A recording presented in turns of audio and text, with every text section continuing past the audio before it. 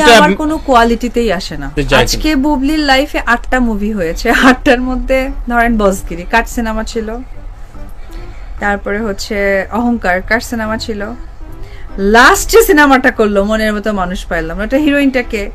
তো একটা আর্টিস্টের ঝুলিতে যদি 7টা সিনেমার মধ্যে 3টাই একজনের থাকে, 4টা তো 3টা সূত্র ধরে চলে আসে। তো ও আমার কোয়ালিটি তৈরি করতে অনেক দিন সময় লাগবে। আমার কাছে মনে হয় আজকে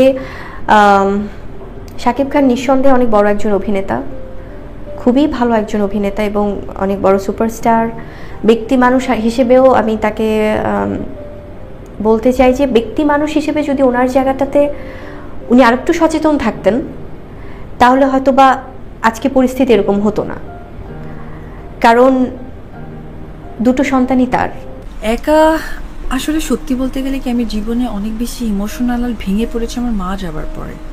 আসলে আমার মা অনেক বেশি আমার কাছে ছিল, যেটা আমি মাকে হারাবার পর বুঝতে পেরেছি, আগে বুঝিনি।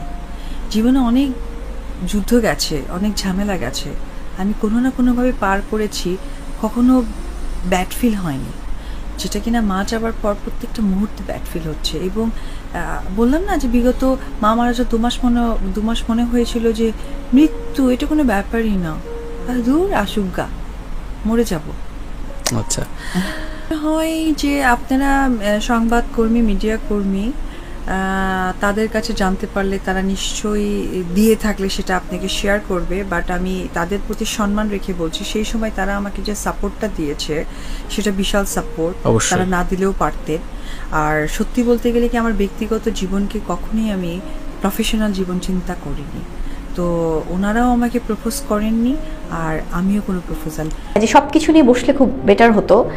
যখন ওখান থেকে আমি দেখলাম কি ব্যাপার, আমাদের কদিন পরে মুভি রিলিজ, আমাদের তো এখন মুভি নিয়ে কথা বলার কথা। এখন শাকিব খান নিজেও সব সময় সে তার সিনেমা নিয়ে কথা বলে, সে কিন্তু খুব কম কথা বলে এবং খুব কম মিডিয়া ফেস করে। তো সেখান থেকে সে পুরো ইন্টারভিউতে আমাকে যেভাবে না সেভাবে, মানে যতভাবে হিউমিলিয়েট করা যায় সেভাবে সেই ইন্টারভিউগুলো, হ্যাঁ, তো সেটা আমি দেখে অবাক হয়েছি। এবং আমি দেখে ওই যে বললাম ভাইয়া অভিমানের জায়গাটা, আমি খুব শকড হয়েছি যে আসলে ওনার সাথে আমার এরকম যাচ্ছে দিন, এত পজিটিভ। আমরা আমাদের শেহজাদকে কিভাবে বড় করব, একসাথে কিভাবে সুন্দর একটা বন্ডিং থাকবে আমাদের, সেটা নিয়ে আমরা কথা বলছি, আমরা একসাথে টাইম স্পেন্ড করলাম। বাট তারপরে যখন দেখলাম যে এরকম একটা মানে হঠাৎ করে কোথা থেকে এটা আসলো, তখন আমার কি এটা দায়িত্বের মধ্যে পড়ে না ভাইয়া যে আমি আমাকে ক্ল্যারিফাই করব? বুবলিকে ঘিরে কথাটা হচ্ছে আমি বুঝতে পারি না, এটা আমার কোনো কোয়ালিটিতেই আসে না। আজকে বুবলির লাইফে 8টা মুভি হয়েছে, 8টার মধ্যে ধরেন বসগিরি কাট সিনেমা ছিল, তারপরে হচ্ছে অহংকার কাট সিনেমা ছিল, লাস্ট যে সিনেমাটা করলো মনের মতো মানুষ পাইলাম ওটা হিরোইনটাকে। তো একটা আর্টিস্টের ঝুলিতে যদি 7টা সিনেমার মধ্যে 3টাই একজনের থাকে, 4টা তো 3টা সূত্র ধরে চলে আসে। তো ও আমার কোয়ালিটি তৈরি করতে অনেক দিন সময় লাগবে। কেউ যদি মনোযোগ দিয়ে দেখে, আমি বলেছি আমার শেহজাদের সাথে আমার জার্নিটা কেমন ছিল, যে আমি আমার সন্তানের জন্য এত ফাইট করছি, স্টিল না আমি এত স্ট্রাগল করছি, আমি কাজ করছি, আমি প্রফেশনালি ঘরে বাইরে 2 জায়গায়, আমি পার্সোনালি আমার সন্তানকে যেমন মেনটেন করছি, আমি কাজ করছি, আমি মা হিসেবে এত সংগ্রামের মধ্য দিয়ে যাচ্ছি। তো আমি তো অনেক মিথ্যে আমি নিব না আমার কাঁধে, যেটা আমার সন্তানের উপর ইম্প্যাক্ট পড়বে। তো তখন বলতে বলতে আমি হয়তো ইমোশনাল হয়ে গিয়েছিলাম ভাইয়া, যে হ্যাঁ আমার আসলে আমি তো কখনোই এই মানুষগুলোকে অসম্মান করিনি। উনি কেন মুভি রিলিজের আগে সেটা হি স্টার্টেড ফার্স্ট, মানে সে করুক বা তাকে দিয়ে করানো হোক, সেভাবে হয়েছে এবং সেই রিয়াক্টটা আমার গিয়েছিল। আমরা শুটিংটা করি ভাইয়া, তখন হয়তো বা সেটা একটা প্রভাব পড়েছিল, যেহেতু তার কিছুদিন আগেই আমি শেহজাদের ব্যাপারটা সামনে এনেছি। বাট তারপরে আমাদের মধ্যে একটা প্রথমত আমি যখন শেহজাদের বিষয়টা, তো আমি ভাই 2-2.5 বছর ওয়েট করেছি এবং আমি চেয়েওছি এবং শাকিব নিজেও বলেছে যে ওই মানে জানাবে। তো সেখান থেকে আমার কাছে যখন কিছু অসংলগ্ন বিষয় সামনে এসেছে, যেটা আমার কাছে মনে হচ্ছিল যে আসলে আমার সন্তানের জায়গাটা থেকে, সেখান থেকে মা হিসেবে হয়তো বা আমার ওই এতদিন ওয়েট করার পরে, আমাদের তো সব ছবি অগণিত ছবি, মানে অগণিত, বাপরে বাপ, এখন সব চ্যানেলে আমার সিনেমা মিনিমাম 12টা করে। তো আসলে সিনেমা ওইভাবে দেখা হয় না এখন, তো টিভিতে একজন হায়ার করে রেখে দেয়, এখন তো আমরা ওই বাসায় মনে করেন কাজের লোক। সেটা হচ্ছে আমাদের দেখতে হয় টুইঙ্কেল টুইঙ্কেল, আমাদের দেখতে হয় মিকি মাউস, আমাদের দেখতে হয় টম অ্যান্ড জেরি, আমাদের দেখতে হয় হচ্ছে আউলস বেবি স্টোরি। তো টিভি তো আমাদের দায়িত্বে থাকে না। তো সেই জায়গা থেকে যদি কোনো একটা খবরও দেখতে চাই বা নিউজ চ্যানেল ছাড়ি, দৌড়ে এসে অন্য চ্যানেল চেঞ্জ করে ইউটিউবে গিয়ে দেখে। তো এখন তো টিভির দায়িত্বে আমরা নাই ভাই। সবাই অনেকে হয়তো বলে আপনার মায়ের আবেগটা আগে কোথায় ছিল, বা আপনি কেন এতদিন বলেননি। সেখানে আমি যদি আমার হাজবেন্ড বা আমার সন্তানের বাবাকে সম্মান করে যদি আমি ওয়েট করি, পারিবারিকভাবে আমাদের মধ্যে যদি সে মিউচুয়াল আন্ডারস্ট্যান্ডিং হয় যে আমরা একসাথে জানাবো, সেটা ভেবে যদি আমরা ওয়েট করি, কিন্তু পরবর্তীতে যদি মতের অমিল হয়, সেক্ষেত্রে আমার জানানোটা তো কোনো অন্যায় না ভাইয়া। কারণ আমি তো আমার সন্তানের বিষয়টা যদি দেখছি যে দেরি হয়ে যাচ্ছে, সেই অপেক্ষাটাও তো আমার একটা কারণ ছিল। তো অনেক বড় একটা বিষয় যা তো আমার সাথে থাকে। তো এই যে একটা কঠিন সময় পার করে এসে যখন আমি ওর বিষয়টা জানালাম, তো তারপরে যে আস্তে আস্তে করে সেটা সরে, আমি কখন ডমিনেট করলে সাকিব এত হিরোইনের সাথে কাজ করতে পারতো না। কোথায় আমি ডমিনেট করেছি? সে তার মতো কাজ করেছে, আর আমি যেহেতু তার ঘরের বউ, আমি তাকে ডেফিনেটলি বুঝবো, কারণ ওর ভালো হলে আমার ভালো লাগতো। এখন একটা হিরোইনের সাথে যদি সব সিনেমা করে এবং দর্শকের ফিডব্যাক যদি ব্যাড আসে, তাহলে একটা মনোটোনাস হয়ে যাবে না? তো এটা আমি একজন ওয়াইফ তো চেতে পারি না। একজন ওয়াইফ তো তার হাজবেন্ডের ভালোই চাই, সে শত্রু হলো ওয়াইফ, ল্যাংড়া হলো ওয়াইফ, খোড়া হলো ওয়াইফ, প্রতিবন্ধী হলো ওয়াইফ। তো আমি তো তার নিশ্চয়ই গার্লফ্রেন্ড ছিলাম না, বা তার কাছে রাখার মতো মানুষ তো ছিলাম না। আমি ডেফিনেটলি আমি নিজে থেকে বলতাম যে তোমার এখন চেঞ্জ করা দরকার।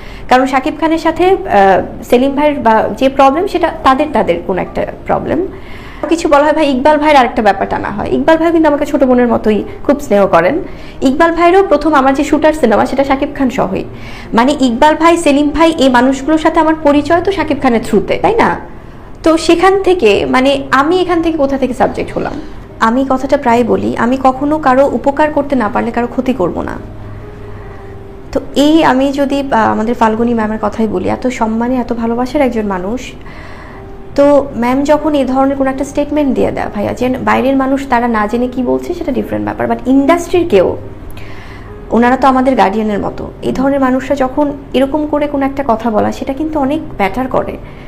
তো সেখানে উনি আমাকে কখনো দেখেও নি, কখনো জানেও না, কোনো দিনও না ভাইয়া। হয়তো বা কোনো প্রোগ্রামে গেলে ওই যে আমি সালাম দিয়েছি, দ্যাটস ইট।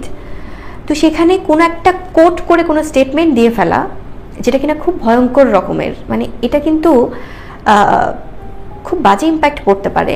আমি আইএসডি বেছে নিয়েছিলাম একটি কারণে। প্রথম কারণটা হচ্ছে ওখানে বিশাল বড় খেলার মাঠ আছে, ওদের যে বড় স্পেস, মানে একদম যাকে বলে আত্মতৃপ্তি নিয়ে মানে বড় হওয়া, কিন্তু সেখানে আমার বাচ্চাটা যেতে পারছে না। তো এই যে কষ্টগুলো, এই যে তাদের মেধার বিকাশ হচ্ছে না, আমি চাই এরা আগামী প্রজন্মের একটা ভবিষ্যৎ, এদের বিকশিত করার জন্য উপরওয়ালা যেন অবশ্যই একটা এমন কিছু হঠাৎ করে কিছু করে দেয়, মানে একদম জাদুর মতো, যে না সব ঠিক হয়ে যাচ্ছে। আমার ভাইয়া ওইরকম কোনো বন্ধু নাই। আমার স্কুল লাইফটা শেষ না করতে আমি সিনেমায় চলে আসি। বলেছেন, এটা আক্ষেপের কথা বলেছেন। হ্যাঁ, তো সিনেমায় আসার পর যেটা হয়েছে কন্টিনিউয়াসলি, আমার আসলে বন্ধু বান্ধব শত্রু মিত্র ওইরকম কেউ নেই। আমি খুব সিম্পল। আমরা দুজনেই নারী। একজন নারীর জায়গা থেকে উনি তো আমার জার্নিটা দেখেননি, বা উনি তো আমার স্ট্রাগলটা দেখেননি, বা আমার সাথে সাকিবের সম্পর্ক, আমাদের সবকিছু তো উনি জানেনও না। তো সেখান থেকে একটা যে কোনো একটা কোট করে ফেলা, একটা স্টেটমেন্ট দিয়ে ফেলা, আমার মনে হয় এটা খুব দুঃখজনক। এবং আমরা তো ওনাদেরকেই ফলো করতে চাই যে ওনারা কিভাবে কথা বলেন, কিভাবে স্টেটমেন্ট দেন। তো এটা কাউকে না জেনে দেওয়াটা আমার মনে হয়, আমি সত্যিই জানি না।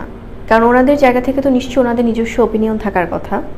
সেটা নারীকে মানে এই নারীকে সাপোর্ট করবো, এই নারীকে সাপোর্ট করবো না, এই নারীকে, এটা না ভাইয়া, এটা হচ্ছে সামগ্রিক।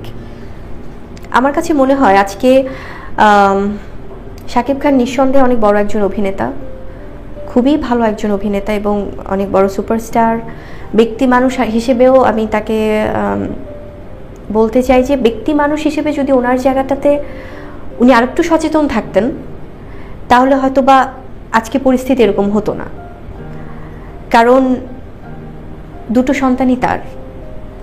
হ্যাঁ, সে করতো। ইনফ্যাক্ট অনেক সিনেমার প্ল্যানিং আমি দিতাম। ইনফ্যাক্ট আমি বলি, মেন্টাল ছবির সমস্ত ড্রেস আপ আমার দেয়া, আমি নিজে কিনে ওকে প্যাকিং করে পাঠিয়ে দিছে। হ্যাঁ, তো একজন ওয়াইফ ডেফিনেটলি তার তার মানে বিয়ের গহনাও কিন্তু হাজবেন্ডের জন্য বন্ধক দিয়ে দেয় বা বিক্রি করে দেয়, তার ভালো হোক। তা আমার শুধুমাত্র একটা সিনেমাই তো করবে বা 5টা সিনেমাই তো করবে, তো এর থেকে আর বেশি কি? এই সন্তানগুলোর মায়েদেরকে, আমি মায়েদেরকে বলবো ভাইয়া, আমি শুধু আমার কথা বলছি না, আজকে আমার মানে আজকে আমি বলবো যে আরেকজন মানুষ, সেটা আব্রামের মা হোক, মানে উনি যে আমাকে সবসময় যে কোনো কিছুতে যে করে, উনি কখনো কি একা একা কখনো ভেবেছে যে মানে ওনার সাথে আমার রেষারেষির কেন, মানে এটা তো আমাকে কেন উনি একা করে, বা কেন সেই জায়গাটা থেকে মানে উনি কি এস্টাবলিশ করতে চায় যে এখানে কেউ কিছু জানে না, শুধু আমিই সব কিছু জানি ভাইয়া, মানে এটা কি পসিবল?